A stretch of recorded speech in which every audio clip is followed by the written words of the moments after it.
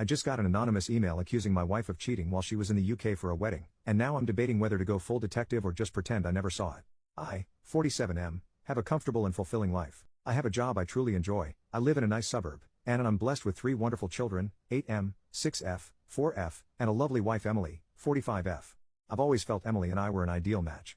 However, a recent email I received has seriously threw me off and planted a seed of doubt in my mind. Emily lived in the UK between 2010 and 2015, during which time she pursued a PhD. Because she lived there so long, she developed many close friendships and has made it a point to return every couple of years to maintain those ties. This past August, she traveled to the UK for 3 weeks to attend the wedding of one of her close friends. After some consideration, we agreed that it would be best for me and the children to remain at home, as I could not take that much time away from work, and the children were unlikely to find much enjoyment in such an event.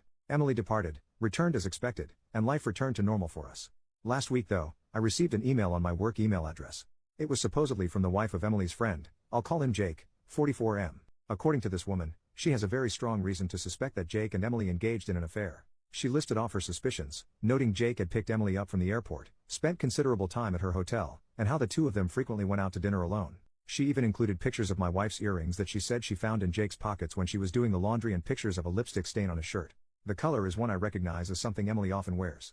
There is some other evidence she listed off. For the sake of conciseness I will not include them here. All this was a lot to absorb, and for a while I thought it was some sort of joke, so I tried my best to ignore it, but it kept coming back into my mind. I remember that before her trip, my wife would talk to all her friends there. I don't know if this email is influencing my memory, but I think she probably spoke with Jake the most. Additionally, I know Emily never liked Jake's wife, though I can't say why. I've never pried into Emily's phone or social media accounts before, but I feel very tempted to now. However, I know I'd feel terrible if I looked and found nothing. Also, if I start acting suspicious, wouldn't she just delete everything out of fear of being found out? I am unsure of how to move forward and would welcome any guidance on handling this. The best I can currently come up with is asking to see her phone immediately after confronting her about it so as to not give her no time to delete anything, though part of me thinks this would upset her and potentially not even show anything. So would it be wrong of me to ask my wife to see her phone after I got an email accusing her of cheating? Edit, I forgot to include, my wife no longer has these earrings. She wasn't wearing them when she returned, and when I asked, she said she lost them. First update, 10 days later, a few hours after sharing my first post, I confronted Emily and she actually confirmed my fears. She claims she's in love with Jake and can't live a lie any longer. She still claims to love me and the kids but says she can't stay with us any longer. According to her, she was waiting for a better time to tell me and the children. Apparently, this has been going on since March, with Jake flying out here occasionally and Emily secretly meeting him. We're getting divorced. Emily is moving to the UK soon. She confirmed that in August, in addition to the wedding, she attended a job interview, and she's set to start around the new year. She's already applied for a British visa. She plans to live with Jake once she moves. As for custody, Emily is voluntarily surrendering her chance of full custody. She doesn't want to uproot the kids, so they'll stay here in Canada with me. There's a part of me that appreciates that decision, but there's also the part that is astonished at how easily she's walking away. She wants to pay child support, but I'd rather raise my children without her financial influence. That said, the court will likely insist on support, regardless of my feelings. Emily is also seeking structured visitation rights, which, given the circumstances, will likely be granted. Based on what I've been told, the court generally leans toward arrangements that allow both parents to maintain relationships with the children, even when one is relocating to a different country. The lawyers are still working out the details, so I'm not exactly sure what to expect yet, but it seems she'll have visitation during school breaks and holidays, with the possibility of virtual calls in between. I've been keeping things as amicable as possible, and the more cooperative I am, the more Emily seems to agree with my demands. We're also discussing the future of our home. Emily has expressed a desire to sell the property and divide the proceeds. While I am reluctant to part with the family home, it is unlikely I have much of a choice since it was bought during our marriage. For now, our lawyers are still working through the details, and no final decisions have been made. Given the situation, it could be a good while before we reach a resolution at all. In the meantime, I've been advised not to make any major financial moves. As much as I want to stay here with the children, I know selling is most likely inevitable. As of this writing, Emily is in an Airbnb and Jake has flown here to stay with her. They plan on traveling to the UK at some point in the near future. My lawyer tells me that adultery isn't grounds for special treatment when it comes to custody or property division. Therefore, it won't influence how assets are divided unless marital funds are directly involved. Emily likely used money from her personal account. Unless it can be proven she used our joint finances to fund the affair, it's unlikely this will make any difference in court. I have been in regular communication with Jake's soon-to-be ex-wife, Eleanor, primarily through email, and more recently we've spoken over the phone a few times. Eleanor apologized, saying she felt guilty for telling me about the affair and worried that if she hadn't, maybe my marriage could have been salvaged. I reassured her that, for me, the gravity of the situation made divorce inevitable, and I'd rather not remain in the dark about something this big. She even sent me messages and other evidence of their relationship, but since Emily is openly admitting to the affair, it doesn't really matter in the context of the law. Eleanor has also told me a lot about Jake. Apparently this is the third time he's cheated on her and she's had enough. There's no chance of reconciliation this time, she says, and he doesn't seem interested in trying. She mentioned that Jake has zero desire to raise children who are not biologically his, which explains why Emily's not fighting for custody. Eleanor's divorce will most likely be much longer and more drawn out than mine, given that both her and Jake want full custody of their children, and can't agree on several other issues. I haven't had much time to process everything. These past 2 weeks have felt like a blur in every way. But one thing I can say with certainty is that I have nothing left for Emily. Not because she betrayed our marriage, but because of how easily she's walking away from our children. I never thought I could hate someone I once loved so much. It's a strange feeling. The hardest part in all of this is the children. My 2 youngest daughters have started asking why their mother isn't around as much anymore, and it's been very difficult trying to communicate with them about the nature of the situation. My eldest seems to understand a little more and, as a result, he has become quiet and withdrawn. I'm fortunate to have a family that has been incredibly supportive so far. My children have received numerous thoughtful letters from some of their cousins, which I've been reading to them each night. All my siblings have also sent gifts for the kids, and one of my brothers, along with his wife, drove up to visit over the past weekend. My sister-in-law even prepared plenty of food, some of which is still in the freezer. They also kept the children entertained while I met with my lawyer. My other siblings have also offered to come by and look after the kids whenever I need them. Beyond that, my parents have been calling daily to check in on us, and my 78-year-old mother has already made plans to stay with us for 2 weeks in November to help around the house. The collective effort of my family has made this experience much more bearable, and I'm so grateful for all their support. To everyone who encouraged me to speak with Emily after my last post, I'm grateful. I was tempted to ignore Eleanor's message, but it kept gnawing at me. Your advice gave me the courage to act. Emily has shown herself to be a liar, and I have no doubt that her idea of a better time was simply when it would cause the least inconvenience for her and Jake. Second update, almost 1 month later. Think of this less as an update and more as a chance to vent a few things now that I've had more time to process my situation. I know that Emily often traveled back and forth to the UK during our marriage. She claims her affair with Jake only began in March 2024, but I'm convinced she's lying. It's almost certain that this has been going on for years. Given how much she had already prepared by the time I confronted her, it's become clear to me and everyone else that she had been planning this for some time. In fact, within a few short days of our confrontation, she already had certain legal documents prepared.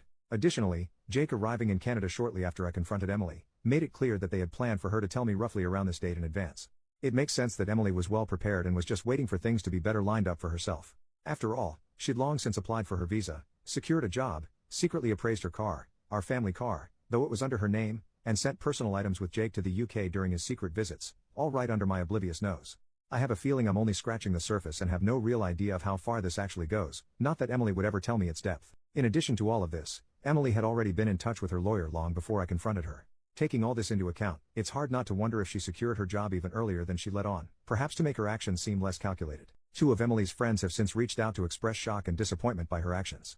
One of them, Janet, mentioned that according to another friend, Emily had been consulting her divorce lawyer as far back as late August or early September, and this other friend also confirmed my suspicion that Emily had been sending some of her belongings to the UK during Jake's visits. I've been losing sleep, replaying the past few months in my mind, maybe driving myself a little crazy, but certain things stand out. For example, when Emily went to the UK in August for the wedding, she was carrying 3 fully loaded suitcases. She told me that they were filled with presents for her friends and I didn't question it, even though it seemed a bit excessive at the time. When I picked her up from the airport after her trip, I noticed the bags were suspiciously light. I can assume that in addition to the job interview she claimed to attend, she transported a bunch of her personal items to the UK, which would explain why since her return, she seemed to have been wearing a smaller selection of her clothing. Despite this, I was somehow blindsided and I completely blame myself. Looking back, I can see there were signs I ignored and I guess I didn't think Emily was capable of this sort of thing.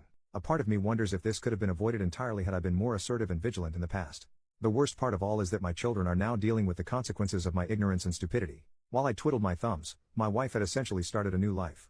Most people in my life now know about my separation from Emily. I've stopped wearing my wedding band, and I've explained the situation to friends and colleagues who noticed it gone. One of my close friends, and many others who reached out privately on Reddit, have suggested I get DNA tests for the children, given Emily's travel patterns and tendency to lie. While I understand where they are coming from, this is something I'll never do. I'd never assign my children to another man. Nothing will change that. Life without Emily has been difficult. Mornings have become a hectic rush. Between getting the kids ready and getting myself out the door, I'm barely on time for work for nearly half the week. It's frankly exhausting trying to keep up with all the extra parenting duties I have to perform throughout the day. Our current home has a large driveway, so on top of everything else, I'm already dreading the task of shoveling it once the snow starts falling. The kids are feeling the strain as well. They don't particularly like the food I prepare most days and they hate how I'm always busy. It's incredibly frustrating to know that while we're here struggling, Emily recently departed for a relaxing vacation through Europe with Jake. Communication between us has dwindled, and I only learned of these developments recently. I have no idea if she plans to return to Canada after her vacation or settle directly into what will likely be a very comfortable life in the UK. On a more positive note, I was able to get the kids to see their doctor recently. She gave me a bunch of useful resources and advice. She placed an emphasis on how time and clear communication were the most important factors for their adjustment. While I'm optimistic, I'd be lying if I said I wasn't worried. It's still early, I know, but they remain quite upset about the entire ordeal and act out regularly as a result. They're having a hard time adjusting to our new reality. Throughout all of this, my family has been a tremendous support. My mother arrived as promised early last week, and things have already become significantly easier. The kids enjoy her cooking and spending time with her. Her presence has also freed me to handle other tasks. Whenever the divorce is finalized, I plan to designate my eldest brother and sister-in-law as legal guardians for the children. They live relatively nearby and have already agreed to take on that role if needed, which brings me some peace of mind. However, I highly doubt this will be any time soon given my much busier schedule and Emily dragging her feet before traveling. The whole process has slowed to a snail's pace. One of the hardest aspects of all this has been making decisions about our family home. After considerable thought and speaking it over many times with my family, I'm leaning towards selling at this stage. Emily has already offered me a bit more than half of the proceeds since she sold our SUV right before leaving the country. My lawyer has noted that selling the SUV before we finalized anything was premature on her part, considering I contributed significantly, 40%, to the purchase. He thinks I have strong grounds to seek reimbursement elsewhere in our asset division, which aligns with Emily offering more of the house. Getting more than half seems fair, given that I contributed about 65 to 70% of the down payment and monthly mortgage payments. As I mentioned above, the family SUV was registered in only her name. However, I covered about 40% of its costs, so it's frustrating she sold it unilaterally. As I've learned over the past several weeks, my sedan is too snug for the kids and inconvenient for my mother to duck in and out of when she runs errands. So I'll need to trade it for something larger. In return, Emily has graciously insisted I keep the furniture and appliances, least she can do, I suppose. As much as part of me would like to stay in our current home, it's probably better for us to move. Part of me hopes this will help us avoid future interference from Emily, though in reality, she's just as likely to interfere no matter where we are. I've been looking at townhouses closer to my place of work, which would cut down my commute and place us near a well-rated school. However, my sisters brought up that moving the kids now would mean changing schools and losing their friends, which would be yet another big change for them. An alternative option is that we move to a smaller, more manageable house close to our current one. This would reduce my workload and allow the kids to stay at the same school. Regardless of which option we choose, the idea of a new home without Emily's memory is appealing. Our current home's location is yet another example of how foolish and short-sighted I've been. Its location was much more convenient for Emily's commute compared to my own. It worked out for a time as the children's school was close to Emily's work in case they needed her during the day, but now all of this is useless as my place of work is rather far. I've heard nothing from Emily's family, and frankly, I have no interest in reaching out. As for Emily's future with Jake, I don't wish her relationship to fail. The longer her life is stable, the less likely she'll disrupt ours. But I take solace in knowing she remains unaware of Jake's infidelity history. I don't feel any moral obligation to warn her about Jake's character, and Eleanor feels the same way. I've made a point to check in on Eleanor regularly. She doesn't have the same family support I do. Her immediate family is charmed by Jake's ample wealth and believes that she should do whatever it takes to keep him, even though it is clear that neither he nor Eleanor wants reconciliation. Third update addressing questions and concerns, 1 month later. Hello, the main purpose of this post is to clarify a few things that have come up in my personal messages. I appreciate the concern and will use this opportunity to address many of these points at once. First, I'm still very much adjusting. I've accepted the situation, though I still feel bitter about it now and then. I'm adapting, and while some days are worse than others, I'm managing. All in all, my situation doesn't feel as overwhelming anymore. The kids are still adjusting. They're resilient, but they've been dealing with a lot. I'm considering enrolling them in a program designed to support children of divorced parents. I just need to find the time to properly research it once my work calms down a bit. On the topic of household dynamics, some people who have been messaging me seem to think that Emily was overburdened with chores and that somehow justified her decisions. To remove any misunderstandings, before everything fell apart, the split on household chores hovered around 60-40, with her handling the larger portion. In contrast, living expenses were covered roughly 75% by me and 25% by her. Not to mention, Emily took far more solo vacations than I did, and I guess we all now know how those went. Also, yes, I know how to cook. I've always been a health-conscious person, which meant the kids often preferred the way Emily prepared meals. Despite the many private messages suggesting otherwise, I still have no intention of DNA testing my children. Emily has settled into an apartment owned by Jake. I'm not sure if I mentioned this before, but apparently, Jake owns an apartment in the city to avoid commuting during the week. According to Eleanor, he'd stay there and go back to his house on weekends to be with her and the children. Since his most recent affair has come to light, he's been living there full-time and only comes to the house to see his children. Eleanor also mentioned the apartment is the same place where he carried out his previous affairs, which is fitting, I guess. In other news, I finally replaced my sedan with a larger car. I spent much more than I probably should have, but it's been one of the few things bringing me joy lately. Lastly, many people have been messaging me to suggest that I have some sort of moral obligation to warn Emily about Jake's previous infidelity and the chance he may cheat on her. I don't think this is my responsibility. Maybe Emily already knows and just doesn't care. Fourth update, 2 months after the last one. I've decided to make a quick update as many people have been asking how the children and I have been faring. I apologize for not being able to do this sooner as my current schedule does not allow much free time. So far, things are a bit better. Life has become easier since I hired a nanny to help around the house and with the children. With her handling a sizable portion of the weekly chores, I've been able to focus more on work. I do enjoy my job, but lately, I've been putting in longer hours to keep our finances in check. Between legal fees, the nanny's salary, and a car I probably spent too much on, my expenses have been adding up fast. The longer hours mean I see less of the kids, but I tell myself it's temporary. I try to make time for them on the weekends I'm not working, but even that's been difficult. They're adjusting slowly, though I know it'll be a long time before things feel even relatively normal if they ever do. I'm still figuring out where we'll live long term. At this stage, the house will almost certainly be sold, and I want a place for myself and the kids that has no connection to Emily. Over the past few weeks, I've been speaking with Eleanor less and less. Part of it is my schedule, but mostly, I just don't see the point. Talking to her only reminds me of how good I had it before. The most important and annoying reason, however, is that Eleanor has decided to remain with Jake. She claims that he respects her, somehow, and has shown commitment to their family despite still being with Emily. According to her, he has demonstrated this commitment by prioritizing their children over his new relationship and by respecting her space.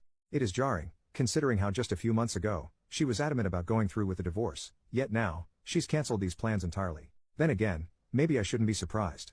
By her own admission, this isn't Jake's first affair, and she's always forgiven him in the past. Emily still lives in an apartment Jake owns, while Eleanor remains in the family home with her children. Jake splits his time between the two, staying at the apartment during the week and coming home on weekends and sporadic weeknights. At the very least, Eleanor has made it clear that Emily isn't allowed in the family home, and Jake seems to respect that. Emily rarely calls the kids during the week, and when she does, the conversations are brief and she tends to whisper a lot. Since these calls take place rather late in her time zone, I imagine she doesn't want to disrupt Jake's sleep. On weekends when Jake is with his own family, Emily makes more of an effort to talk to the children. However, these calls haven't been particularly long either, as I have felt they shouldn't interrupt the time I planned with the children. All of this is still very much a work in progress, which hopefully will get easier as time goes on.